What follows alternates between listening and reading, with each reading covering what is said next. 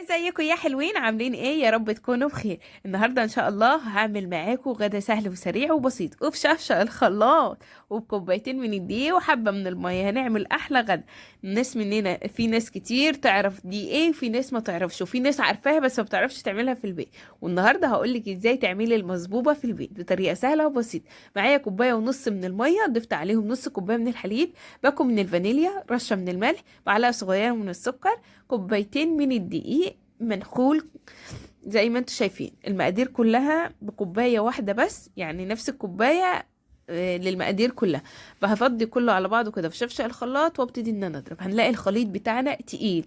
طيب احنا هنزود كمان كوباية من المية، يبقى كوبايتين الدقيق بياخدوا 3 كوبايات من المية او مية وحليب زي ما انا عاملة كده زي ما انتوا شايفين. تمام؟ شايفين القوام بتنضرب كده؟